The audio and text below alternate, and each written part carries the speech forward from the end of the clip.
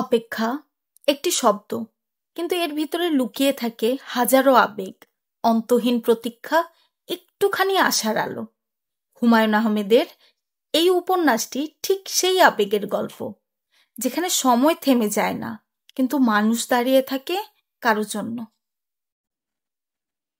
আসসালামু আলাইকুম, আপনাদের সাথে আছি আমি সাইমা। আপনাদের সকলকে স্বাগতম জানাই আজকের গল্পের সন্ধ্যায়। আপনি যদি গল্প ভালোবাসেন তাহলে সাবস্ক্রাইব করে পাশে থাকুন। গল্পটা আমার কণ্ঠে হলেও প্রাণটা পায় কিন্তু আপনাদের ভালোবাসায়। সুরাইয়া অবাক হয়ে তার ছেলের দিকে তাকিয়ে আছে। ছেলের নাম ইমন, বয়স 5 বছর 3 মাস, মাথা ভর্তি কোকড়ানো চুল, লম্বাটে ধরনের মুখ। মাঝে মাঝে সেই মুখ কোনো এক বিচিত্র কারণে গোলাকার দেখায়, আজ দেখাচ্ছে। ইমন তার মায়ের বিস্মিত দৃষ্টির কারণ ধরতে পারছে না। সে ভুরু কুচকে মায়ের দিকে তাকিয়ে আছে। ভুরু কুচকানোর এই বদ অভ্যাসটা সে পেয়েছে তার বাবার কাছ থেকে। ইমনের বাবা হাসানুজ্জামান অতি তুচ্ছ কারণে ভুরু কুচকে ফেলেন। এই কুচকানো ভুরু সহজে মসৃণ হয় না। সুরাইয়া বলল, ইমন একটা কাজ করো, আমার শোবার ঘরে যাও, ড্রেসিং টেবিলের আয়নার সামনে দাঁড়াও, দাঁড়িয়ে সুন্দর করে হেসে আবার আমার কাছে চলে আসো। ইমন বলল, কেন? আমি যেতে বলেছি এই জন্য যাবে, সবকিছুতে কেন কেন করবে না। ইমন সরু গলায় বলল, সবকিছুতে কেন কেন করলে কি হয়? সুরাইয়া বিরক্ত গলায় বলল, খুব খারাপ হয়। কেন কেন না বলে সেই কথা শুনতে হয়। তোমাকে আয়নার সামনে যেতে বলেছি, তুমি যাও। আয়নার সামনে দাঁড়িয়ে খুব সুন্দর করে হাসবে, মনে থাকে যেন। হাসলে কি হবে? হাসলে খুব মজার একটা ব্যাপার হবে। ইমন আয়নার দিকে যাচ্ছে। খুব যে আগ্রহের সঙ্গে যাচ্ছে তা না। আয়নার সামনে দাঁড়িয়ে হাসলে মজার কিছু হবে বলে তার মনে হচ্ছে না। বড়রা যে প্রায়ই অর্থহীন কথা বলে, এই সত্য সে ধরতে শুরু করেছে। ইমন আয়নার সামনে গেল, ঠোঁট টিপে ভ্রু কুচকে নিজের দিকে তাকিয়ে রইল। মা হাসতে বলেছেন, না হাসলে মজার কিছু ঘটবে না। কাজেই সে সামান্য হাসল, এতই সামান্য যে ঠোঁট পর্যন্ত ফাঁক হলো না। মজার কিছু ঘটল না, ঘটবে না তা সে জানে। বড়রা ছোটদের ভুলবার জন্য মিথ্যা কথাও বলে। ইমন আয়নার সামনে থেকে সরে গেল, রওনা হলো তার দাদির ঘরের দিকে। মিথ্যা কথা বলায় মার কাছে তার এখন আর যেতে ইচ্ছা করছে না। সে ঠিক করলো মায়ের সামনে দিয়ে সে দাদির ঘরে যাবে, মার দিকে ফিরে তাকাবে না। শুধু শুধু আয়নার সামনে দাঁড় করানোয় মার উপর তার রাগ লাগছে। সুরাইয়া মিথ্যা কথা বলেনি। ইমন যদি আয়নার সামনে দাঁড়িয়ে হাসতো তাহলে সত্যি একটা মজার ব্যাপার ঘটতো। ইমন দেখতে পেত তার সামনের পাটির দাঁত পড়ে গেছে। সামান্য একটা দাঁত পড়ে যাবার জন্য তার চেহারা গেছে পাল্টে, তাকে চেনা যাচ্ছে না। সুরাইয়া আগ্রহ নিয়ে বারান্দায় অপেক্ষা করছে। এই বুঝি ছেলের বিকট চিৎকার শোনা যাবে, মা আমার দাঁত পড়ে গেছে, মা আমার দাঁত পড়ে গেছে। সেরকম কিছুই হলো না। ছেলেকে গম্ভীর ভঙ্গিতে বারান্দায় আসতে দেখা গেল। মার সামনে দিয়েই সে যাচ্ছে, অথচ তার দিকে ফিরে তাকাচ্ছে না। সুরাইয়া ডাকলো, এই বেটা, এই। ইমন মায়ের ডাক সম্পূর্ণ অগ্রাহ্য করে ঢুকে গেল দাদির ঘরে। সুরাইয়ার মনটা খারাপ হয়ে গেল। এই ছেলে কি পুরোপুরি তার বাবার মতো হয়ে যাচ্ছে? রোবট মানব। কোনো কিছুতেই কোনো আগ্রহ নেই, কৌতূহল নেই, বিস্মিত হবার ক্ষমতা নেই। প্রথম দাঁত পড়া যে শিশুর জন্য বিরাট রোমাঞ্চকর অভিজ্ঞতা, অথচ ইমন কেমন নির্বিকার। দাদির ঘরে ঢোকার আগে ইমন তার ছোট চাচার ঘরের সামনে দাঁড়ালো। ছোট চাচাকে তার বেশ ভালো লাগে। ছোট চাচা বড় মানুষ হলেও বড়দের মতো না। ছোট চাচার ঘরের দরজা খোলা। তিনি ইমনকে দেখে ডাকলেন, এই যে মিস্টার স্ট্রংম্যান, শুনে যা। ইমনের তখন আর ঘরে ঢুকতে ইচ্ছে করল না। সে রওনা হলো দাদির ঘরের দিকে। ইমনের ছোট চাচা ফিরোজ ঘর থেকে বের হলো। সুরাইয়ার কাছে গিয়ে হাই তুলতে তুলতে বলল, ভাবি একটু চা খাওয়াও তো। ফিরোজের বেশ কদিন ধরে জ্বর, তার চোখ লাল, শেভ করছে না বলে খোঁচা খোঁচা দাড়িতে তাকে ভয়ঙ্কর লাগছে। অসুখ বিসুখ তাকে খুব কাবু করে। এই কদিনের জ্বরে সে শুকিয়ে চিমসা হয়ে গেছে। সুরাইয়া বলল, তোমার জ্বরের অবস্থা কি? জ্বরের অবস্থা জানি না ভাবি, আমার জলবসন্ত হয়েছে বলে মনে হচ্ছে। শরীরে গোটা গোটা কি যেন উঠেছে। বলো কি, চিকেন পক্স হয়েছে? ফিরোজ হাসি মুখে বলল, হয়েছে, এবং আমি অত্যন্ত গুরুত্বপূর্ণ একটা সিদ্ধান্ত নিয়েছি। সেটাও জলবসন্তের মতোই ভয়াবহ। আমি এমএ পরীক্ষা দিচ্ছি না। ড্রপ দিচ্ছ? ড্রপ না, পড়াশোনার পাঠ শেষ করে দিলাম। এমএ পাস বেকার শুনতে খুব খারাপ লাগে, বিএ পাস বেকার শুনতে তত খারাপ লাগে না। শখানেক টাকা দিতে পারবে ভাবি? দিতে পারলে দাও। অসুখ নিয়ে কোথাও বের হবে? ফিরোজ গম্ভীর মুখে বলল, সব বন্ধু বান্ধবের বাসায় যাব। এমএ পরীক্ষা যে দিচ্ছি না এই খবরটা দেব, এবং জলবসন্তের জীবাণু ডিস্ট্রিবিউট করে আসব। ওরা বুঝবে কত ধানে কত চাল। ভাবি শোনো, চা যে আনবে শুধু liquor, no milk, no sugar. আচ্ছা থাক, চা লাগবে না। লাগবে না কেন? চা খাবো ভেবেই কেমন বমি বমি লাগছে। চায়ের বোতলে টাকা দাও। 100 না পারলে 50 টাকা দাও। 50 না পারলে 20। সুরাইয়া শান্ত গলায় বলল, টাকা আমি দিচ্ছি, তুমি আমার কথা শোনো। কোথাও বের হইও না, শুয়ে রেস্ট নাও। কয়েকদিন আগেই জন্ডিস থেকে উঠেছ। ফিরোজ শোবার ঘরের দিকে চলে গেল। বিছানায় শুয়ে থাকার জন্য গেল না, কাপড় বদলাবার জন্য গেল। 4 দিন থেকে ঘরে দম বন্ধ হয়ে আসছে তার। নিঃশ্বাস ফেলার জন্য তাকে বাইরে যেতেই হবে। জলবসন্তের জীবাণু ডিস্ট্রিবিউটের ব্যাপারে সে রসিকতা করছে না। সে আসলেই ঠিক করে রেখেছে সব বন্ধু বান্ধবের সঙ্গে দেখা করবে, যতদূর সম্ভব ঘষাঘষি করেই আসবে। আকলিমা বেগমের ঘর থেকে তার এবং ইমনের হাসির শব্দ আসছে। ইমন হাসতে হাসতে প্রায় ভেঙে পড়ে যাচ্ছে, হিচকির মতো উঠেছে। সুরাইয়া ভুরু কুচকে ফেলল। তার কোনো কথাই তো ছেলে এমন করে হাসে না। শাশুড়ির ঘরে এমন কি ঘটল যে হাসতে হাসতে ছেলের হিচকি উঠে গেল? বাচ্চারা বাচ্চাদের সঙ্গ পছন্দ করে, 70 বছরের একজন বৃদ্ধার সঙ্গ তার এত পছন্দ হবে কেন? সুরাইয়ার সবচেয়ে যেখানে আপত্তি তা হচ্ছে ছেলে তার দাদির সঙ্গে থেকে গ্রাম্য কথা শিখে যাচ্ছে। আকলিমা বেগম বিশুদ্ধ নেত্রকোনায় ভাষায় কথা বলেন। বিছুনাইন্না বাউদে, অর্থাৎ পাখাইনে বাতাস কর, জাতীয় অদ্ভুত ভাষা। শিশুরা অদ্ভুত ভাষাটাই সহজ করে গ্রহণ করে। ইমন এর মধ্যেই তার দাদির কাছ থেকে বিকট বিকট কিছু শব্দ শিখেছে।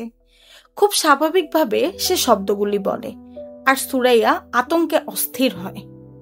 এই তো কয়েকদিন আগে ইমন খুব স্বাভাবিকভাবে বলল, ব্যথা করছে।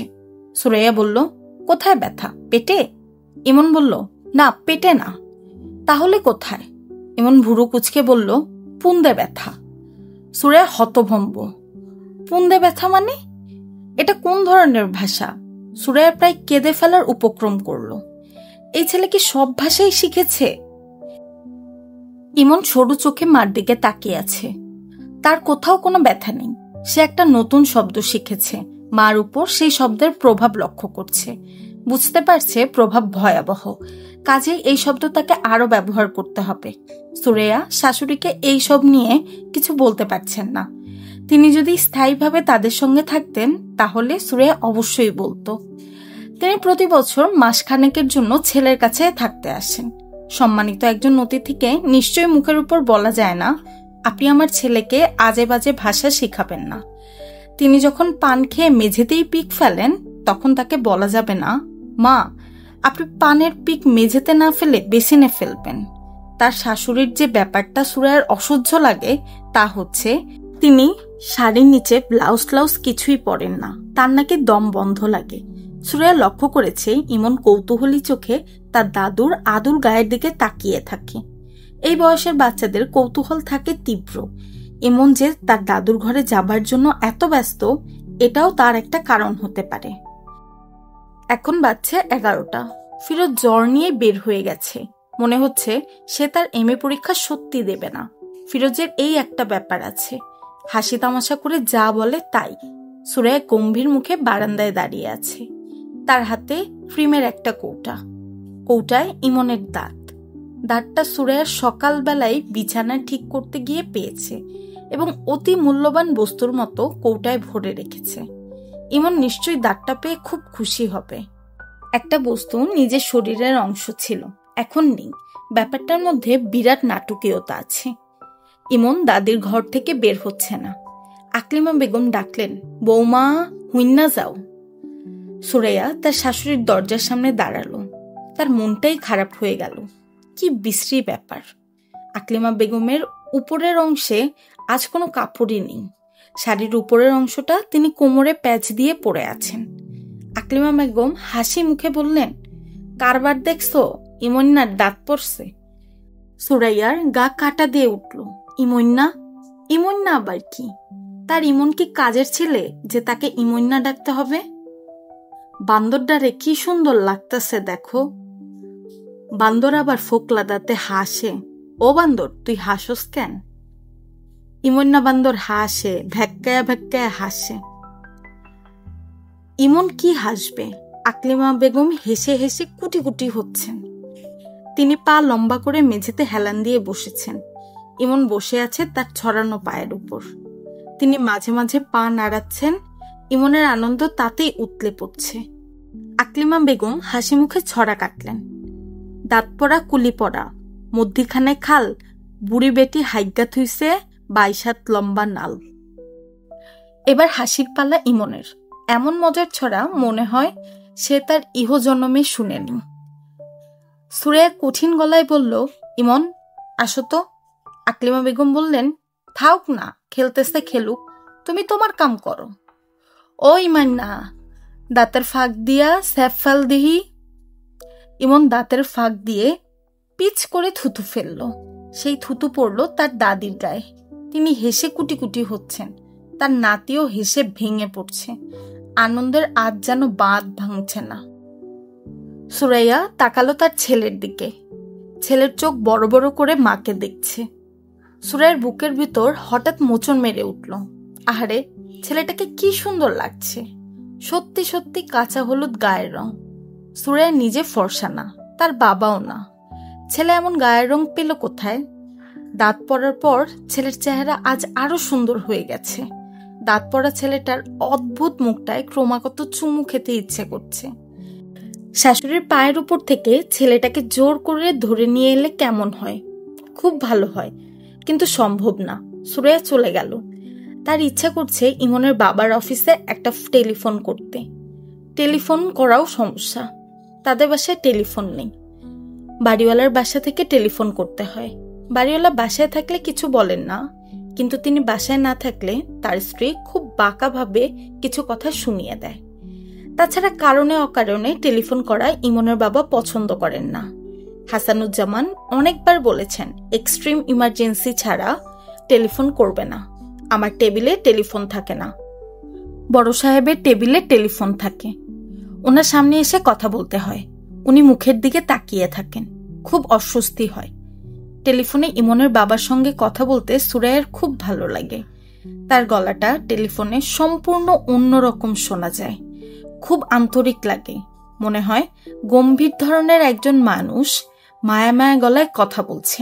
সুরাইয়ার একটা ছেলে মানুষের স্বপ্ন হচ্ছে কোনো একদিন তার বাসায় টেলিফোন আসবে এবং সে তখন রোজ 1 ঘন্টা করে ইমনের বাবার সঙ্গে কথা বলবে। মানুষটা বিরক্ত হোক বা রাগ হোক, কিছুই যায় আসে না, সে কথা বলবেই। ছেলের দাঁত পড়ে যাওয়া নিশ্চয়ই এটা এক্সট্রিম ইমার্জেন্সি না। টেলিফোনে এই খবর দিলে ইমনের বাবা রেগে যাওয়ার সম্ভাবনা। তার রাগটা সে প্রকাশ করবে না, যত রাগই হোক মায়া মায়া করে কথা বলবে। ফিরোজের জলবসন্ত এটাও দেবার মতো খবর। সে এমএ পরীক্ষা দেবে না, এটাও বলা যেতে পারে। অনেক কিছুই আছে বলার মতো। অবশ্যই আরেকটা অত্যন্ত গুরুত্বপূর্ণ খবর দেওয়া আছে। সেই খবরটা টেলিফোনে দেয়া যাবে না। সব খবর কি আর টেলিফোনে দেয়া যায়?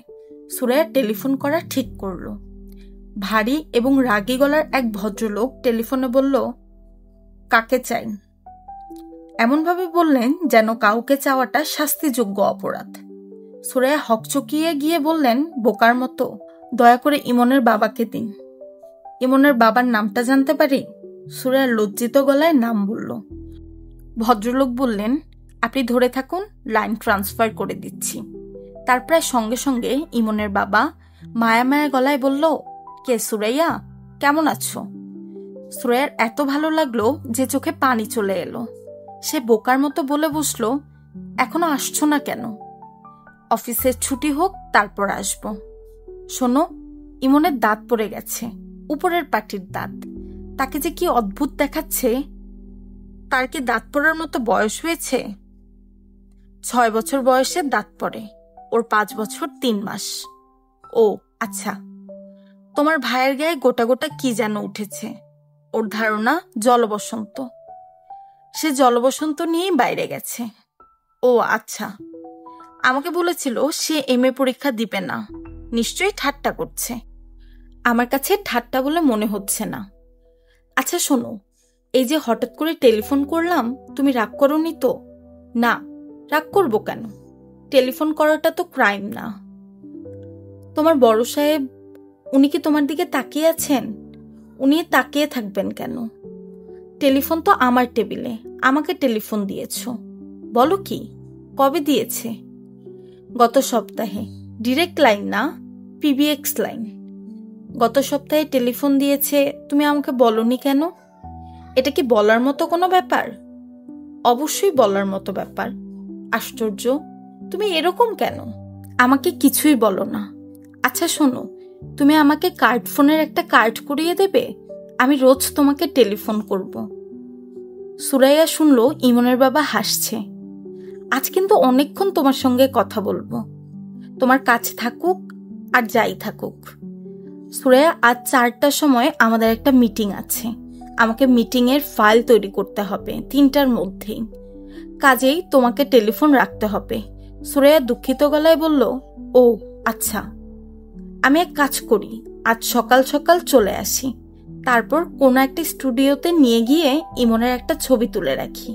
বড় হয়ে দেখলে মজা পাবে। আচ্ছা সুরাইয়া, রাখি। ইমনের বাবা টেলিফোন রেখে দিল। সুরাইয়া তারপরও বেশ কিছু সময় টেলিফোনের কানে ধরে রাখল। পোপো শব্দ হচ্ছে। শব্দটা শুনতে এমন খারাপ লাগছে। আর কাউকে কি টেলিফোন করা যায়? ছেলের দাঁত পড়েছে, এই খবরটা নিশ্চয় অন্যকে দেবার মতো। বড় ভাইজানকে কি খবরটা দেব? সুরাইয়া মন স্থির করতে পারছে না। তার বড় ভাইজান জামিলুর রহমান শুকনো ধরনের মানুষ। নিজের ব্যবসা ছাড়া অন্য কিছুই বুঝেন না। তিনি কোনো কিছুতে বিরক্তও হন না বা আনন্দিতও হন না। সুরাইয়া ভাইজানের বাড়িতে টেলিফোন করল। জামিলুর রহমান টেলিফোন ধরলেন এবং গম্ভীর গলায় হ্যালো বলার বদলে বললেন, কে, কি ব্যাপার? না কিছু না, এমনি খবর নেওয়ার জন্য টেলিফোন করলাম। আপনারা ভালো আছেন? হ্যাঁ। ভাবি, ভাবি ভালো আছে? হ্যাঁ। ইমনের আজ একটা দাঁত পড়েছে। ও আচ্ছা। মিতুর কি দাঁত পড়েছে? মিতুর বয়স তো ইমনের কাছাকাছি। ইমনের 2 মাসের ছোট। মিতুর দাঁত পড়েনি? জানি না তো। আপনার শরীর ভালো আছে ভাইজান? হজমের কি সমস্যা ছিল? সমস্যাটা মিটেছে? না, আছে। সুরাইয়া, এখন রাখি, আমাকে একটু পুরন ঢাকায় যেতে হবে। তোরা একদিন চলে আসিস, জামাইকে নিয়ে আসিস, তোর শাশুড়িকেও নিয়ে আসিস। সুরাইয়া কিছু বলার আগেই তিনি টেলিফোন রেখে দিলেন। সুরাইয়া তারপরেও টেলিফোনের কানে দিয়ে রাখলো। পোপো শব্দ হচ্ছে, মন খারাপ করা শব্দ। তারপরও আজ কেন জানি শব্দটা শুনতে ভালো লাগছে। মানুষের জীবনের এক একটা দিন এক এক রকম হয়। কোনো কোনো দিনে মন খারাপ হবার মতো ব্যাপার ঘটলেও মন খারাপ হয় না, বরং মন ভালো হয়ে যায়। আজ মনে হয় সেরকম একটা দিন। ব্যাপারটা কি? রাত 11টা বাজে, ইমনের বাবা এখনো আসছে না। সুরাইয়া প্রাণপণ চেষ্টা করছে দুশ্চিন্তা না করতে। যেদিন সকাল সকাল বাড়ি ফেরার কথা বলে সেদিন দেরি করা হয়, এটা জানা কথা। তার কোনো বন্ধু হয়তো তাকে বাসায় ধরে নিয়ে গেছে, তার ছেলের জন্মদিন বা জাতীয় কিছু। রাতে না খাইয়ে ছাড়বে না। খাওয়া দাওয়া শেষ করে গল্প করতে করতে দেরি হচ্ছে। সুরাইয়া বারান্দায় হাঁটাহাঁটি করছে। একবার ফিরোজের ঘরে উকি দিল, ফিরোজও ফেরেনি। তাকে নিয়ে দুশ্চিন্তা করার কিছুই নেই। সে প্রায়তই রাত বেড়াতে বাড়ি ফেরে। একবার ফিরেছিল রাত 3টায়, কিন্তু ইমনের বাবা তো কখনো এত দেরি করে না। সত্যিকারের কোনো বিপদ হয়নি তো? বড় শহরগুলোতে বিপদগুলো বড় বড় হয়, কোনো কারণ ছাড়াই হঠাৎ গন্ডগোল লেগে যায়। গাড়ির কাঁচ ভাঙা হতে থাকে, ককটেল ফুটতে থাকে। একসময় পুলিশ গাড়ি আসে। বেশিরভাগ সময় পুলিশরা গাড়ি থেকে নামে না। যদি নামে তাহলে নিরীহ মানুষ যারা সাথেও নেই পাচেও নেই তাদের দিকে হুঙ্কার দিয়ে ছুটে যায়, লাঠি পেটা করে, মাথা ফাটিয়ে দেয়। যেদিন কোথাও কোনো গন্ডগোল থাকে না সেদিন ফুটপাতে ট্রাক উঠে পড়ে। এই অদ্ভুত শহরে নিশ্চিন্ত হয়ে ফুটপাত দিয়েও হাঁটার কোনো উপায় নেই। আজ কি শহরে কোনো গন্ডগোল হচ্ছে? পত্রিকায় তো কিছু লেখা নেই। পত্রিকাটা অবশ্যই সুরাইয়ার ভালো মতো পড়া হয়নি। এখন বারান্দায় বসে পত্রিকাটা পড়া যায়, এতে সময়টা কাটবে। সুরাইয়ার কেন যেন মনে হচ্ছে রাত 12টা বাজার সঙ্গে সঙ্গেই ইমনের বাবা আসবে। তার আবার যা মনে হয় তাই হয়। সুরাইয়া পত্রিকা নিয়ে বসলো। রাত 12টা 5 মিনিট পর্যন্ত সে পত্রিকা পড়ল। কেউ এলো না। সুরাইয়ার বমি বমি লাগছে। এই বমি উদ্বেগজনিত বমি না, এর কারণ ভিন্ন। তার শরীরে আরো একজন মানুষ বাস করছে। সে তার অস্তিত্ব জানান দিচ্ছে। মানুষটার কথা হাসানকে এখনো বলা হয়নি। আজ বলে ফেললে কেমন হয়? শুধু তার শাশুড়ি জানেন। ছেলের বউর বাড়িতে পা দেওয়ার কিছুক্ষণের মধ্যেই তিনি জিঞ্চু গলায় বললেন, বউ, তোমার কয় মাস? সুরাইয়া হতবম্ব। তার মাত্র 3 মাস চলছে। কারো কিছু বোঝার কথাই না। তিনি কি করে বুঝলেন? পুরনো দিনের মানুষদের চোখ এত তীক্ষ্ণ? আকলিমা বেগম ঘুমিয়ে পড়েছেন। তিনি জেগে থাকলে সুরাইয়া তার উদ্বেগের খানিকটা তার সঙ্গে ভাগাভাগি করতে পারত। তাকে কি ডেকে তুলব? না, আরো 8 ঘন্টা যাক। তাকে না জাগানোই ভালো। তিনি জেগে গেলে ঝামেলা করবেন, কান্নাকাটিও শুরু করতে পারেন। এই বয়সের মানুষের মাথা ঠিক থাকে না। আকলিমা বেগমের মাথা একটু মনে হয় বেশি রকমের বেঠিক। তিনি রাতে ভাত খেয়েই ঘুমিয়ে পড়েন। রাত 1টা-1:30টার দিকে জেগে ওঠেন।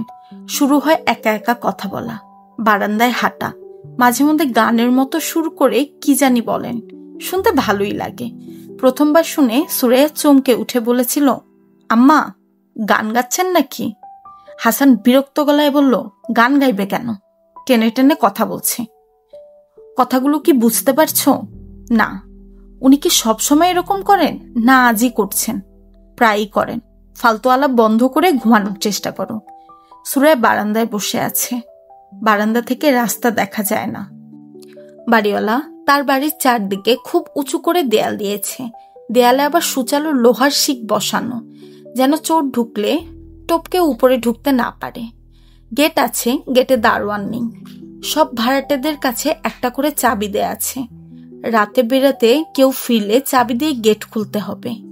3 তলা বাড়ির 1 তলায় 2 জন ভাড়াটে থাকেন, 3 তলায় 2 জন ভাড়াটে, দোতলা সবটা নিয়ে থাকেন বাড়িওয়ালা। এদের কারোর সঙ্গেই সুরাইয়ার কোনো যোগ নেই। যোগ থাকলে ভালো হতো। আজ এই বিপদের সময় এদের কাছে ছুটে যাওয়া যেত। বিপদে তারা কি করত না করত সেটা পরের কথা। সুরাইয়াদের পাশে ডান দিকের ফ্ল্যাটে থাকেন আব্দুল মাজেদ সাহেব। বেটে খাটো মানুষ, গোট্টাগাট্টা চেহারা, মুখে সবসময় পান। সকালে যখন ব্রিফকেস হাতে নিয়ে বের হন তখন ভুর ভুর করে জর্দার গন্ধ পাওয়া যায়। সুরাইয়ার সঙ্গে দেখা হলে থমকে দাঁড়ান, অকারণে গলা খাকারি দেন। তার চোখের দৃষ্টি গা বেয়ে নামতে থাকে। ভয়ঙ্কর ব্যাপার। সুরাইয়ার কয়েকবার ইচ্ছে করছে বলে, আপনি এইভাবে তাকান কেন? এভাবে তাকাবেন না। আমি নিতান্তই ভদ্রমেয়ে বলে কিছু বলছি না। কোনো একদিন কঠিন কোনো মেয়ের পাল্লায় পড়বেন। সে উলের কাঁটা দিয়ে আপনার চোখ গেলে দিবে। বিপদ যতই বড় হোক না কেন, আব্দুল মাজেদ সাহেবের কাছে যাওয়া যাবে না। কোথাও কি টেলিফোন করা যায়? বাড়িওয়ালা সকাল সকাল ঘুমিয়ে পড়লেও তাদের ছোট মেয়েটা এবার এসএসসি পরীক্ষা দিচ্ছে। বলতে গেলে প্রায় সারা রাতই জেগে থাকে। দরজা ধাক্কা দিলেই সে দরজা খুলে দেবে। কোথায় টেলিফোন করবে? ভাইজানের বাড়িতে? তাকে কি বলবে? ভাইজান 10টার ভেতরে ঘুমিয়ে পড়েন। একবার ঘুমিয়ে পড়লে তাকে জাগানো নিষেধ। ভয়ঙ্কর বিপদে এই কথা বললে তাকে হয়তো ডেকে দেবে। তিনি সব শুনে হাই তুলতে তুলতে বলবেন, এ রাতে কোথায় খোঁজ করবি? সকাল হোক। তাছাড়া পুরুষ মানুষ, এরা 1-2 রাত বাইরে থাকেই। অফিসে কি কেউ এত রাত পর্যন্ত খোলা রাখে? হাসপাতালে অ্যাক্সিডেন্ট করে কেউ হাসপাতালে ভর্তি হয়েছে কিনা জানতে চাওয়া। নাম হাসানুজ্জামান, বয়স 32, পরনে চেক ফুল শার্ট, খয়েরি প্যান্ট, পায়ে স্যান্ডেল, চোখে কালো ফ্রেমের চশমা, গায়ের রং ফর্সা, দেখতে সুন্দর, হালকা পাতলা। টেলিফোনে তার গলার স্বর খুব মিষ্টি। সুরাইয়া চমকে উঠল। ছি, এসব কি ভাবছি? হাসপাতালের কথা মনে আসছে কেন? মানুষটা হাসপাতালে কেন যাবে? কুচিন্তা মনে আসা ঠিক না। যে চিন্তা মনে আসে তাই হয়। ভালো কোনো চিন্তা মনে আনতে হবে, সুন্দর কোনো চিন্তা। বৌমা, বারান্দায় বসে আসো কেন? সুরাইয়া উঠে দাঁড়ালো। আকলিমা বেগমের ঘুম ভেঙেছে। তিনি বারান্দায় চলে এসেছেন। বাকি রাতটা বারান্দায় হাঁটাহাঁটি করে এবং গান গেয়ে কাটাবেন। সুরাইয়া বলল, আম্মা, ও এখনো ফেরেনি। রাত কত হইছে? 2টা বাজতে 5 মিনিট। রাত তো মেলা হইছে। জি। তুমি ভাত খাইছো? জি না। যাও, তুমি গিয়া ভাত খাও। চিন্তার কিছু নাই। পুরুষ মানুষ 2-1 রাত দেরি করেই। এইটা নিয়ে চিন্তার কিছুই নাই। বন্ধু বান্ধবের বাড়িত গেছে, টাস খেলতেছে। ও তাস খেলে না মা। খেলে না বললা যে কোনোদিন খেলবো না এমন কোনো কথা নাই। বিলাই আর পুরুষ মানুষের এই 2 জাতের কোনো বিশ্বাস নেই। 2টা চোখ সুকানি জাত। যাও, ভাত খাইতে যাও। আমি বসতেছি। যাও কইলাম। সুরাইয়া রান্নাঘরের দিকে রওনা হলো। রান্নাঘরে না যাওয়া পর্যন্ত তার শাশুড়ি এই একটা বিষয় নিয়ে কথা বলতে থাকবেন। ভাত খাও, ভাত খাও। গ্রামের মানুষদের কাছে এমন খাওয়াটা সবচেয়ে বেশি গুরুত্বপূর্ণ ব্যাপার। ইমনকে রাতে খাওয়ানোর সময় সুরাইয়ার প্রচন্ড খিদে পেয়েছিল। খিদার যন্ত্রণায় নাড়ি পাক দিচ্ছিল। এখন একেবারেই খিদে নেই, বরং বমি বমি ভাব হচ্ছে। 1 গ্লাস লেবুর শরবত বানানো যায়। ঘরে আর কিছু থাকুক আর না থাকুক, লেবু আছে। ইমনের বাবা লেবু ছাড়া ভাত খেতে পারে না, গরম ভাত ছাড়া খেতে পারে না। পাতে যখন ভাত দেওয়া হবে তখন সেই ভাতে ফ্যান মাখা থাকতে হবে। ফ্যান ভাত থেকে ধোয়া উঠতে হবে। এমন গরম ভাত মানুষ কপ কপ করে কিভাবে খায় কে জানে। সুরাইয়া চুলা ধরালো। রাতের বেলা হাসান যখন বলে ভাত বাড়ো, খিদে লাগছে, তখন সে চুলা ধরিয়ে আধাপট চাল দিয়ে দেয়। হাসানের হাত মুখ ধুয়ে টেবিলে আসতে আসতে চাল ফুটে যায়। আজকের অবস্থা ভিন্ন। ভাত রাধা থাকুক, কিছু একটা নিয়ে ব্যস্ত থাকা। ভাত রাঁধতেও তো কিছু সময় যাবে। আকলিমা বেগম মেঝেতে পা ছড়িয়ে বসেছেন। তিনি চেয়ারে বসতে পারেন না, খাটেও বসতে পারেন না। রাতে ঘুমাবার সময় মেঝেতে চাদর বিছিয়ে ঘুমান। সুরাইয়া মেঝেতে মশারি টাঙিয়ে দিতে চেয়েছেন। তিনি রাজি হন না। মশারা নাকি তাকে কামড়ায় না। বুড়া মানুষের রক্তে কোনো টেস্ট নাই গো বউ। শরীরে মশা বয় ঠিকই, কামড় দেয় না। আজ আকলিমা বেগমকে মশা কামড়াচ্ছে। তিনি এর মধ্যে কয়েকটা মশা মেরে ফেলেছেন। মৃত মশাগুলো জড়ো করছেন যেন এক মহামূল্যবান কোনো প্রাণী। এদের মৃতদেহগুলোর প্রয়োজন আছে। আকলিমা বেগমের বুক ধরফর করছে। এত রাত হয়ে গেছে, ছেলে বাসায় ফিরছে না কেন? এই বয়সে সবচেয়ে খারাপটাই আগে মনে হয়। ভয়ঙ্কর কিছু ঘটে গেছে কি? আজকের রাতটা কি ভয়ঙ্কর কোনো রাত? তার 70 বছরের জীবনে অনেক ভয়ঙ্কর রাত এসেছে। এবং চলেও গেছে। হাসানের বাবার মৃত্যুর কথাই ধরা যাক। কবুতরের খুপড়িতে হাত দিয়েছে, কবুতর ধরবে, নতুন আলু দিয়ে কবুতরের মাংস রান্না হবে। হাত দিয়েই হাত টেনে নিল। রাঙাবু ইঁদুরে কামড়ে দিছে, কবুতরের বাসাত ইন্দুর। না, ইঁদুর না, সাপ, বিরাট এক সাপ তাদের চোখের সামনেই কবুতরের খোপ থেকে বের হয়ে এলো।